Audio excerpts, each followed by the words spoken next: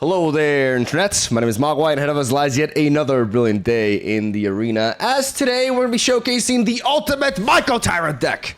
As I've showcased MycoTyrant once before in a Sultai Reanimator build, but today we're going to be combining him with perhaps my favorite enchantment in Standard. Took me long enough to discover this card. I had run into it a couple of times, but very infrequently actually. Like I think 2 to 3 games max since I've come back to Magic. So it's not like I've been running into this archetype regularly. And I kind of forgot about this card for a while, but then I was looking for some Golgari multicolored spells to potentially build a deck around. And I was like, wait, I haven't made a deck around Insidious Roots yet. And this enchantment is actually very compelling. So initially I didn't tackle it because to just go on with like a Sultai self-milling strategy with MycoTyrant just felt like a more intuitive and easier approach to building a deck around MycoTyrant, because the Insidious Roots like triggers whenever cards are leaving your graveyard. So designing a deck where you have creatures, like if you look at the other Sultai version, I have creatures that are, their power and toughness scale off of the amount of creatures in your graveyard. So if you're removing stuff consistently from there to trigger Insidious Roots, then that's a big anti-synergy that is ultimately going to make the deck fail, I think. So you have to take a significantly different approach when designing a deck around Insidious Roots. But before anything, let's talk about this enchantment for those of you who don't know.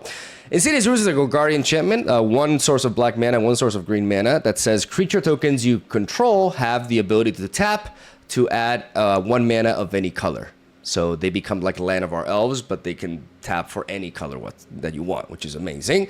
Whenever one or more creature cards leave your graveyard, you create a 0/1 green plant creature token, and then you put a +1/+1 counter on each plant you control. Now, initially when you look at this card, you may be like, well, I can design a deck with a bunch of plants and I can, capitalize off of this. You don't need other plants. You don't need anything besides Insidious Roots to play into the plants, because what you need to do is you need to have a deck that is able to trigger this effect as, honestly, like what's the word here, as frequently, there we go, English, as frequently as possible. Like you want to be triggering Insidious Roots as much as possible, and that means you have to play cards like Rubberbelt Maverick, and for example the Fairy Dream Thief. We're also playing the likes of the Ichor Drinker as well. What all these 1-drops share in common is they have an effect that allows you to exile them from your graveyard. When it comes to Ichor Drinker and Rubberbelt Maverick for just 1 mana. Fairy Dream Thief 3, but you're drawing a card, which is generally the more powerful out of these 3 effects. And once you exile these cards from your graveyard, you'll be triggering Insidious Roots. When it comes to Rubberbelt Maverick and Ichor Drinker, you have to do so on your turn as a sorcery, but with Fairy Dream Thief, you can do so at the very end of your opponent's turn, for example, or just an instant speed reaction to the key moment. So you can generate the plants and buff them, at any time you wish, which is really nice. We're also incorporating Tavar, Jubilant Brawler. This card goes hand to hand with Insidious Roots. I didn't realize at first, but eventually I came to terms with it, because this guy just is amazing. Because first of all, I mean, if you look at the +1, it's not really too relevant. You can untap a creature, maybe one of the tokens to tap for extra mana, but you have him mainly for the -2 ability, in which you mill 3 cards, and then you can return a creature card with mana 2 or less from your graveyard to the battlefield. So you can mill yourself 3 cards, and then you're going to return one of these cheap 1-drops here to the battlefield, automatically triggering Insidious Roots. But the big reason why this card is so strong with Insidious Roots is because of the first text that you see right there. You may activate abilities of creatures you control as those creatures had haste. So let me clarify what this means. This means that the ability that Insidious Roots is granting to our tokens can be applied on the very same turn that they are summoned onto the field. Despite them having summoning sickness, they gain a pseudo haste that doesn't allow them to attack, but allows you to tap the plant or the fungus that you generate with MycoTyrant for mana, even if they've been summoned onto the board that same turn. That's what that ability means. So this means that with Tavar, we can actually really ramp rapidly. Like we can trigger these Rubber Belt Maverick, Ichor Drinker, Fairy Dream Thief effects from the graveyard. We can bring in these plants, and we can use those plants that came onto the board that same turn to tap for more mana and chain more plays. And it just allows you to reach a level of tempo that once you have the setup going, very few decks can effectively match it. It's pretty crazy. So this card just is absolutely essential here. Myco Tyrant, though, works really well in this strategy, even if we're not focusing on... We don't have technically as much mill, it seems, as we've had in prior Myco Tyrant decks. The reason why Myco Tyrant is so good in this deck is because of the 4 copies of the 1-drop that we're running here in the Snarling Gorehound, the thumbnail of today's video. This card, man, I discovered this card, and now I find myself building several different decks around him, actually. Not around him, but he's just a great support for a lot of strategies that I like. A 1-mana, 1/1 dog, a bad dog, with Menace, which means that it cannot be blocked by just one creature. It needs to be blocked by 2 creatures at least, which makes it harder to block into. Whenever another creature with power 2 or less enters the battlefield under your control, you surveil 1. Surveilling is the same effect as Rubber Belt Maverick and Fairy Dream Thief, can allow you to send a permanent card from the top of your deck to your graveyard. The vast majority of our deck is permanents. In fact, the only card that's not a permanent is the 2 copies of Squirming Emergence.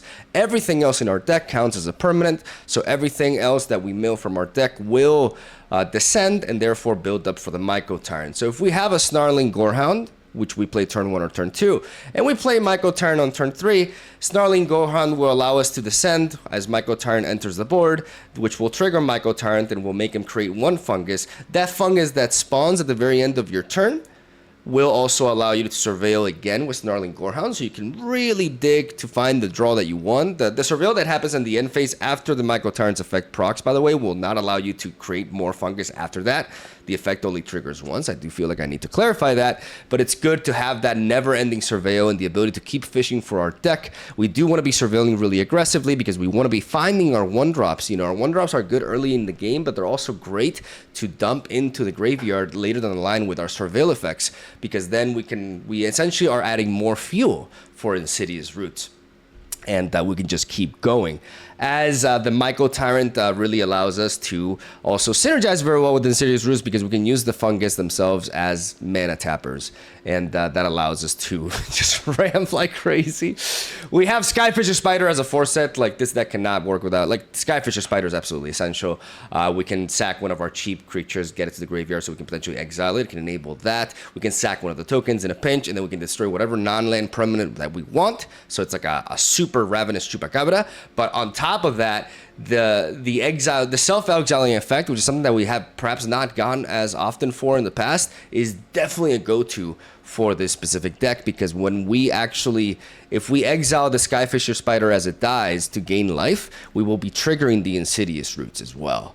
So this card is just like perfect, literally perfect for this deck, and really, really important there. We have Graveyard Trespasser. This is the only card that's going to be rotating out of the deck, but this card can be replaced by something like the Urborg. I just feel like Scavenger is a little bit better, but we can replace it with Urborg Scavengers once rotation happens, which this card will not rotate, and it's just a different variation of the same, the same effect, basically, like exiling we can attack our own graveyard, essentially, to trigger Insidious Roots, and we continue to do so every time we attack as well. The ward on this thing is just really nice. It makes it harder to overall deal with, and it's also not an obligatory trigger like Urborg is. Can't pronounce it. So we have that there, but even though this card will rotate, it is replaceable. In case you're wondering about this deck being rotation proof, it is. Just keep that in mind. Also, Deathcap Glade will have to be swapped out for something else eventually, but everything else is going to be sticking around, which is important to note. Izoni, fundamental. Izoni with all these tokens. Izoni upon entry will allow us to trigger the Insidious Roots, because we are collecting evidence, and that means exiling cards from our graveyard, which will trigger Insidious Roots. Going like Squirming Emergence into Izoni allows us to trigger Insidious Roots twice, which is insane. And then if we're in a pinch and we need health and we need draw, we can sack a bunch of the tokens that we're generating 4 on 4, and we can draw 2 cards, gain 2 life, and surveil 2, which means adding more fuel to the graveyard potentially as well. She's just absolutely perfect as a finisher for this kind of deck. As then we have Virtue of Persistence as another finisher. This card allows us to match up better against aggressive decks by giving us removal, but also being a permanent, which will trigger our descent effects. And what's important is that Virtue of Persistence can potentially be targeted by Squirming Emergence and brought back from the graveyard onto the board. Also, Virtue of Persistence can allow us to capitalize on a, token generation spree in which we generated quite a few tokens and we have the ability to tap 7 mana without a problem. We can just drop a Virtue of Persistence that will function really well with our deck because we're constantly milling ourselves, or surveilling rather, and we can just bring back stuff like a Zoni, Skyfisher Spider, or even creatures from the opposing graveyard as well. But whenever Virtue of Persistence brings back something from our own graveyard, guess what? We'll be triggering Insidious Roots. So yeah, I'm gonna end the TED Talk there because oh my god, I feel like I've been talking nonstop for like 10 minutes. But there's a lot going on for this deck, a lot of synergy, a lot of thought, and I think it's very highly optimized. And I'm gonna showcase a run that I had. I started the stream, I started playing games, and you'll see how it went. We started at the very bottom of Platinum because I've been experimenting with this deck a lot, and we've taken quite a few losses optimizing it. But it's really come together. You may be worried about only 23 lands, but because we have so many surveil effects, I found success with this land distribution, which is really nice. Because this deck is so good at surveilling that we'll find our lands if we need to, which is nice, but we have to be worried about flooding sometimes. So yeah, 23 lands is the way to go with this kind of show. And now I'm gonna stop talking. Thank you for watching. Stay tuned for daily Magic the Gathering content. Hope you enjoyed today's games. And I'll see you guys tomorrow. I'm gonna try to bring him back like 2 copies of Graveyard Trespasser. I think this ultimately will be better. It triggers Insidious Roots. And it gives us a little bit of graveyard hate that I think is kind of essential in certain matchups. Let me try it like this. Hello, HolyMTG. Yes, more roots.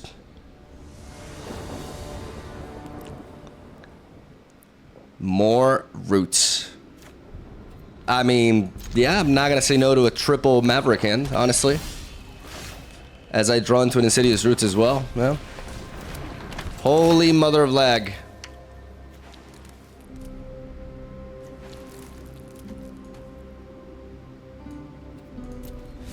I'm actually going to drop the Graveyard Trespasser because I have all these Rubber Belt Mavericks.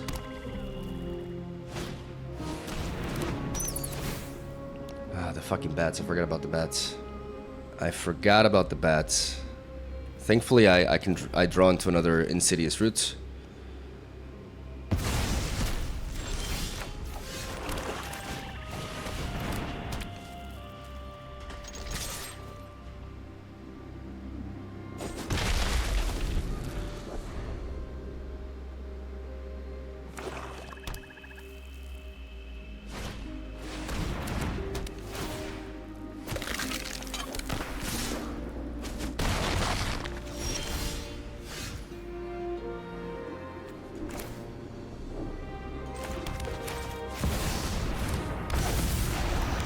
And now I'm going to play the Myco Tyrant.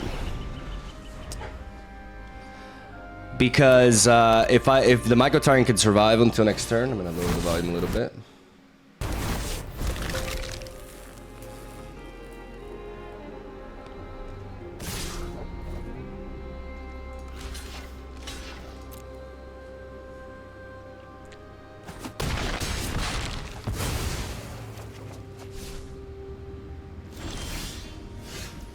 That force is actually quite clutch.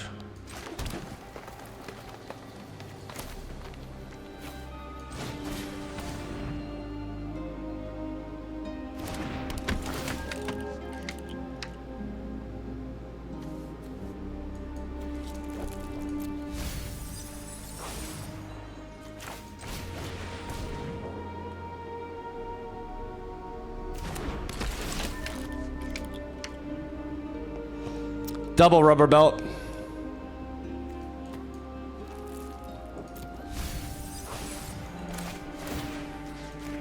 And I'm gonna exile this one to trigger the Insidious Roots, and I'm gonna pump up the Rubber Belt Maverick so it can trade one-on-one against one of the skeletons.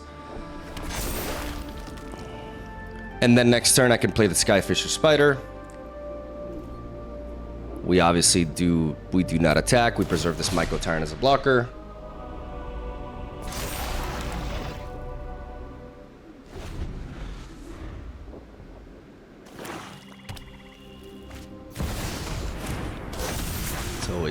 It's always Giza, man. It's always Giza, but thankfully I can get through her. Should I clear this skeleton?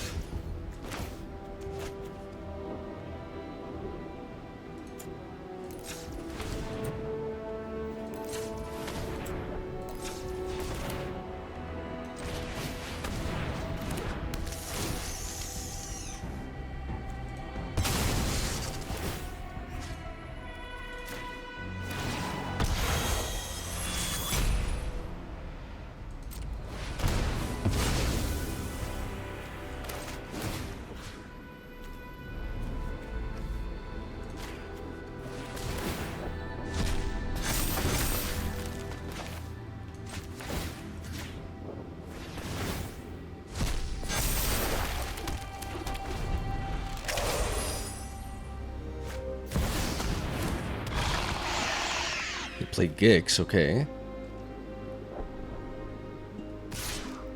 Hello? Don't you see the bow? Oh.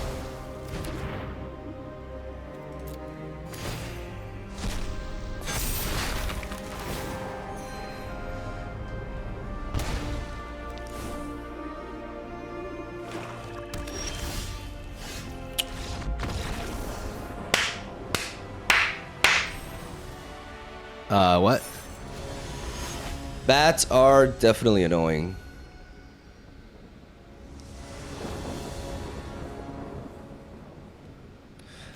But we do have an answer for bats. Several, actually. I'm gonna keep this in. We have Rubber Bow Maverick here.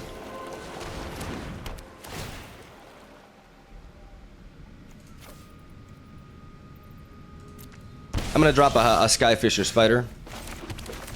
I don't want to drop the Rubber Bow Maverick because I do want to surveil with it. Fill up that graveyard. I'm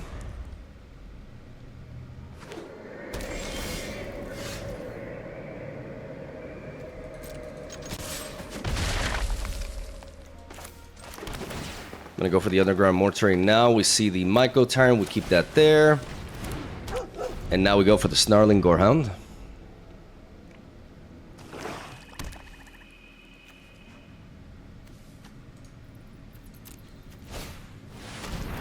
Fortune, the Loyal Steed. Okay, it's one of those decks where they basically want to be bouncing like probably like discard effects or something. So we're in for a heavy hit next turn with this Fortune. So unfortunately, I can't really rush this Skyfisher Spider.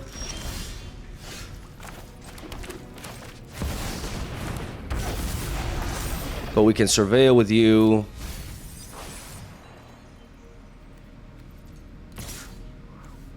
I'd like to get rid of Fortune, but I don't know how much I can afford that. Like an incoming like discard effect with this thing is gonna really hit us hard. But I can try to place a land, and then I can discard these two, and then I can bring in the Skyfisher Spider next turn. So I think I am gonna swing with you, because I don't want to lose the Myco Tyrant. And we keep that there. I'm keeping that land there because I'm expecting a discard effect to be abused with Fortune here. So I can discard the Land of Our Waste and the Virtue of Persistence, and I can play Skyfisher Spider next turn.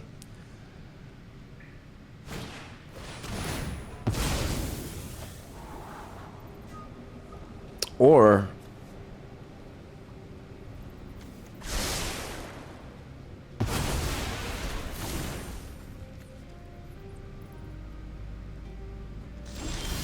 Never mind.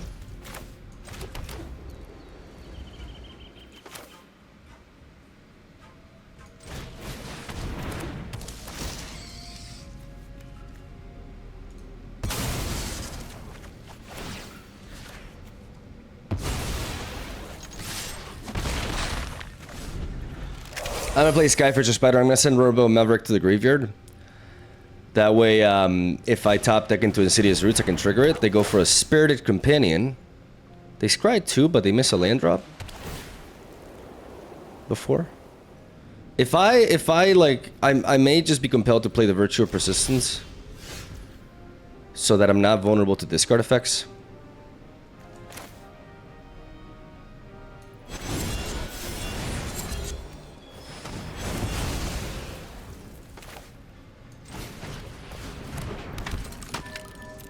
Get those surveils in. Tavar is nice, but I need Insidious Roots.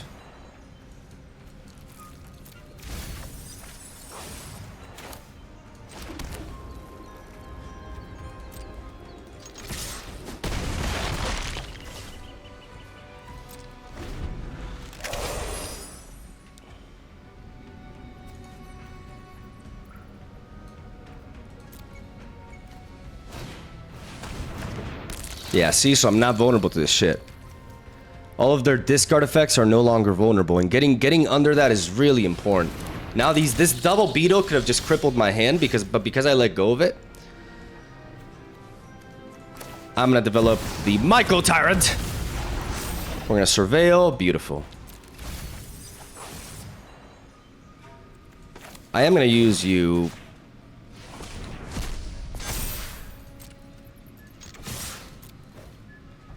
And I'm going to keep swinging. I'm going to give Menace to the Snarling Gorehound. So that if they block with both, they're susceptible to that. And I'm going to keep that there for now. I spawn 2 and I get to surveil twice with the Gorehound again. Boom. Boom. There it is. There it is. There it is. We have the Insidious Roots. And we don't need it, baby! Ha ha ha! Nice. So as a card that's gonna rotate, it is very replaceable. Okay. This is risky. I need a source of green mana, but I have the Fairy Dream Thief. And I'm going second, which means I get an extra draw. And I have the Surveil, so I'm gonna hunt for that green. Never mind. No need. Maverick.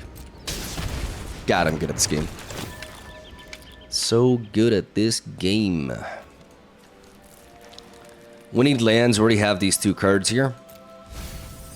So let's surveil these 2 away and let's make sure we curve out. I swear to God, if it's a bat again. Oh my God. I'm so over bats. I mean, Insidious Roots is good, but we should be developing the Gorehound into you.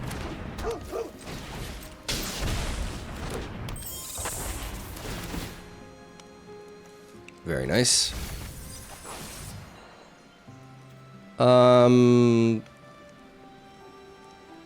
Yeah, I don't mind that land there.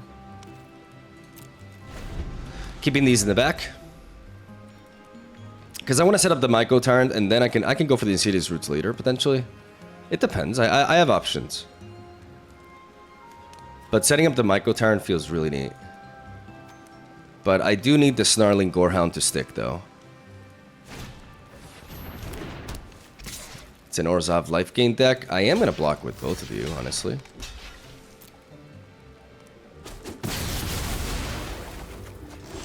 Getting rid of that. Very important.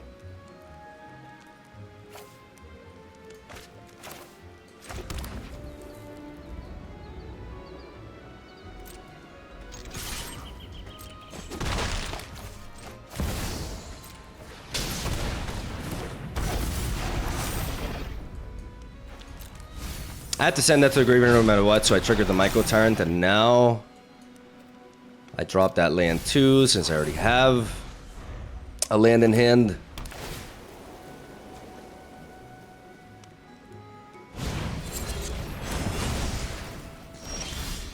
There it is.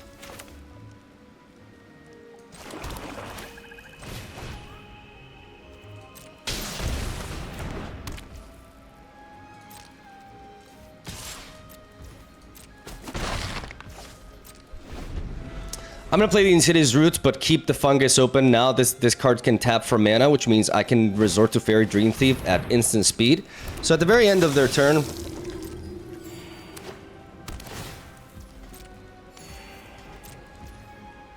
I'm gonna trigger the Fairy Dream Thief. I'm gonna exile her from the graveyard, triggering the Insidious Roots and surveilling as well. Get rid of that land there.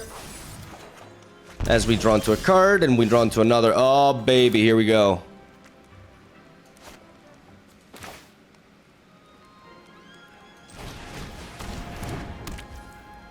I could develop this Housefisher Spider, but this Preacher of the Schism is not really that big of a deal. Like, yeah, they can draw a card with it, but I'd rather really capitalize on this.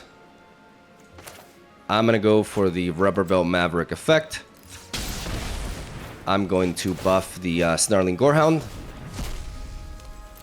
triggering these twice.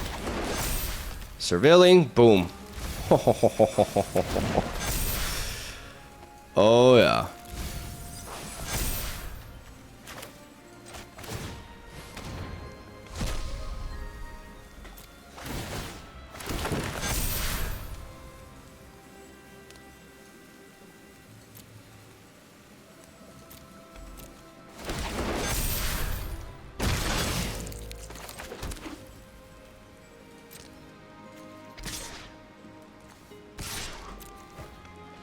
That's pretty good.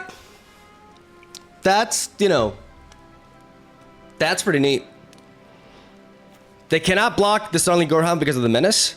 They can only block the plant. And if I get rid of the Preacher of the Schism just like that, not even giving them the card draw, oh baby.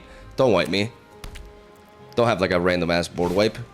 Oh god, I always fear when I see like white, I'm always, but it doesn't make sense in this deck because it's a token deck, right? No! My dog! Guys, they killed my dog. Filthy bastards.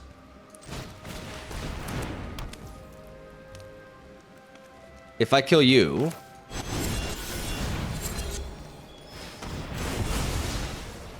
and then I tap you... I tap you... and I tap you... no. And I tap you for actually the right mana...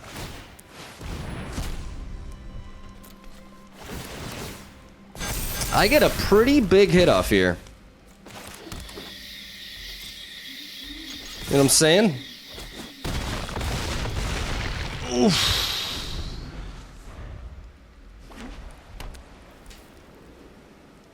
Maybe they do have a board wipe.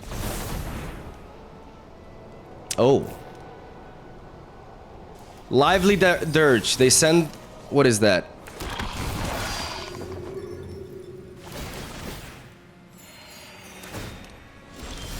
Okay.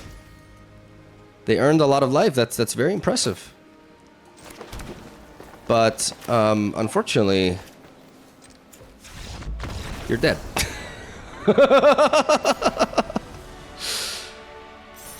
Nice. Oh, that was great. I had a great time. Did you make any changes since yesterday, or does this deck perform better because you untilted? I think the change in this deck from going to 25 lands to 23 lands made a huge impact. And if you notice at the end of our stream, when we made this transition, we started winning most of our games. Sometimes a deck needs a specific requirement. I played this deck, while playtesting it, I played it for too long with 25 lands. And that was actually detrimental. Now I feel like I have all, like having Graveyard Trespasser and Virtue of Persistence, but not going overboard on either is also important. It's what it needed. Like I knew I was very close. So now I'm just trying to get a video out of it.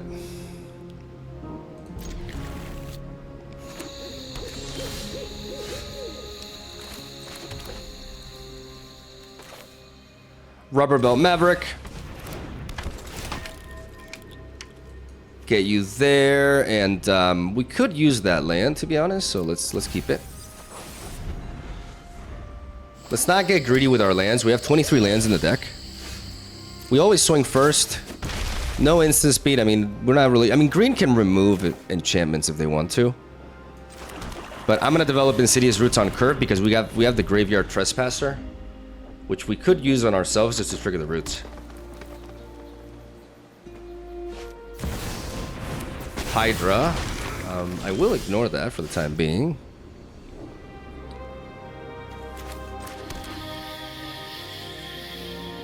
They're like blocking my offense with this Gold Vein Hydra because if I kill it, they ramp like crazy. So, in light of that,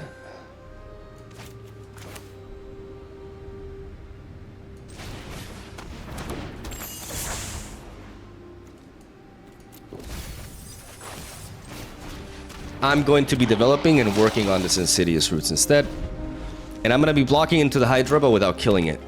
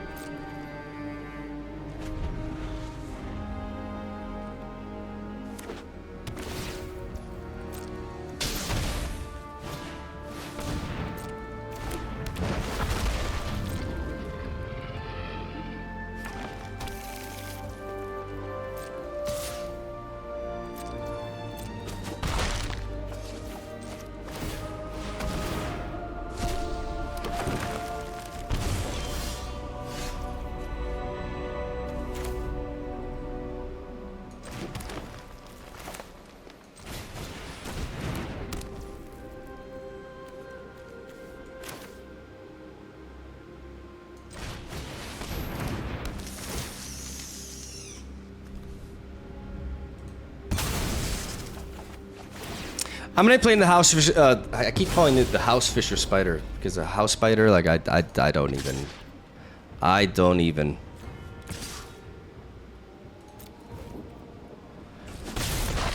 I'm gonna keep swinging with the Ichor Drinker for the lifelink, but I target this Topiary Stomper so that I'm not vulnerable to a Calamity.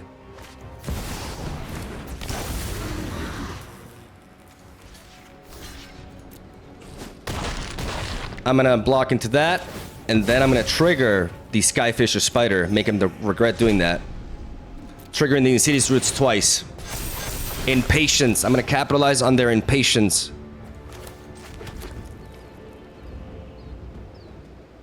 And then I'm just gonna keep going, baby.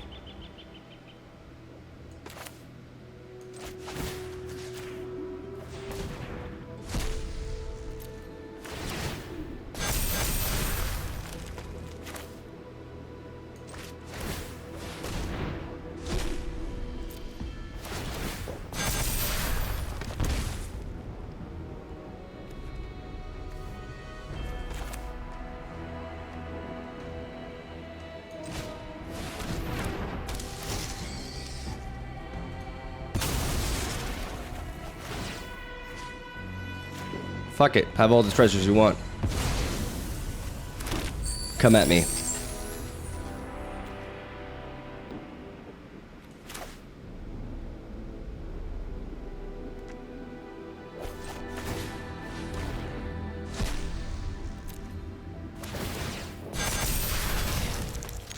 Oh yeah. You got all the mana in the world. You have a large ass hand. Throw it at me. I can handle it. We didn't rush into killing the Hydras until we were convinced that we could handle whatever it is they throw at us. You have all the mana in the world. There are no limits. Can you power through my plants? Yeah, that kind of spell. That kind of spell is what you need.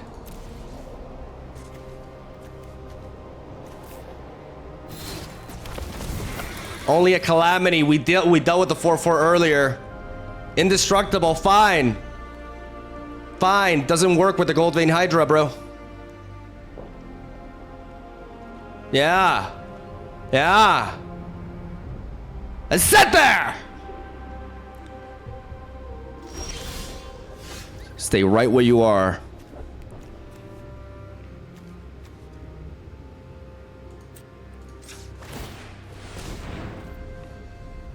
I'm gonna incubate. And oh boy. Well, first of all, let's play you, because maybe we find. Maybe Rubberboat Maverick and his detective skills allow us to find something. I can't believe I still only have like. I need to put some cards in the graveyard, bro. I mean, okay, never mind. I did. Because now I play the Graveyard Trespasser. And I give my plants a little bit of an extra boost, you know what I'm saying? I trespass on my own graveyard. My plants love it. Look at this photosynthesis. Look at this photosynthesis. All in. Okay, one down. 17 to go. Oh, baby.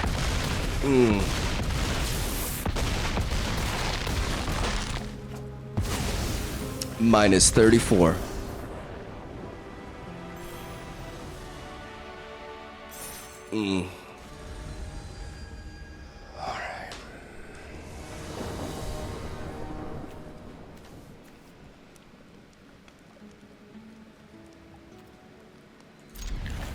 That works. Dog.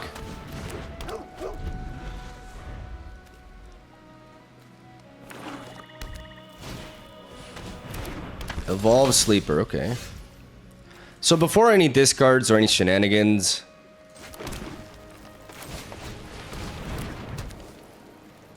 I want to get the Insidious Roots in. I'm not going to connect with the Snarling Gorehound because I do want to threaten a block into them, forcing them to like commit into it. Otherwise, I can just block into this and prevent it from growing. See, like I slow them down. Ooh, that Virtue of Persistence. Yeah, I can wait a little bit. What matters now is just surveilling like crazy.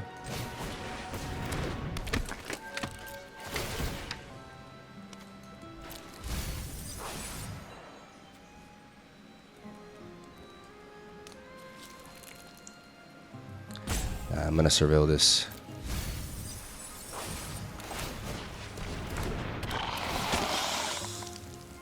Nice.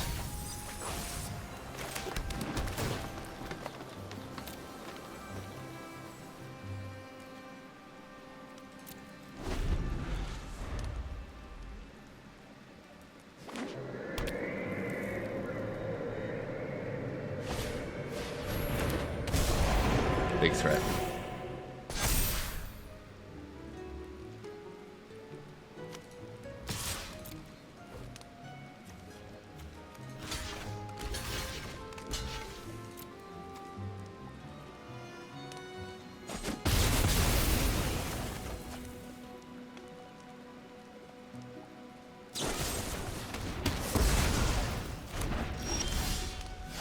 To be expected.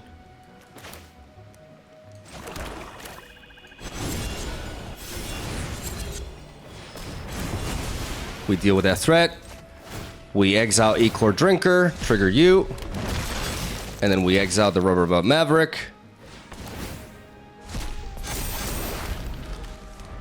And we begin building.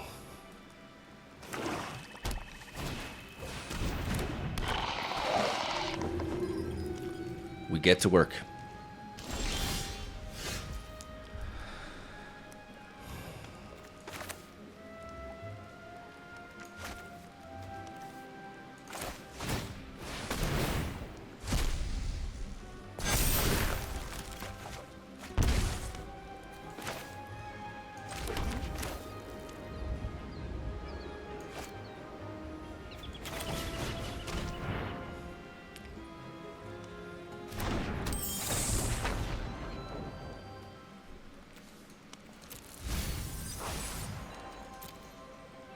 I want to play this Virtue of Persistence.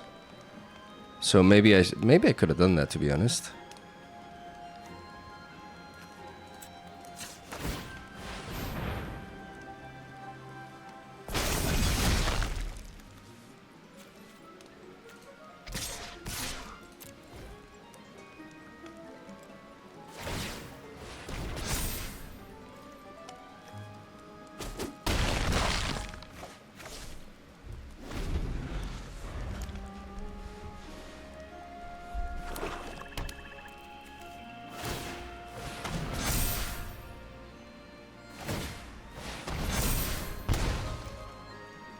All right.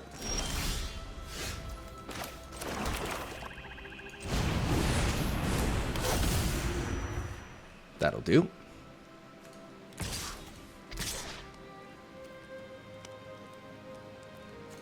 I'm gonna keep this in the back, so I always have that to threaten the block with.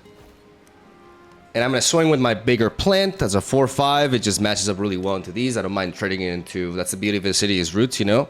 Like I love my plants, but I also don't care if they die. And they're okay with that. You have to evolve this guy into a divine entity to deal with this, baby. How about we get started? How about we get started? Once this Verse Trooper is in, this game.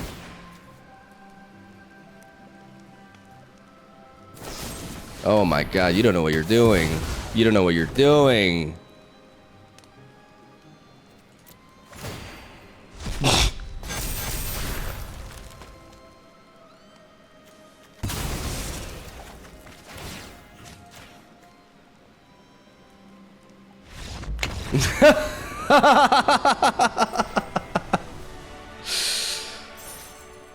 Level up.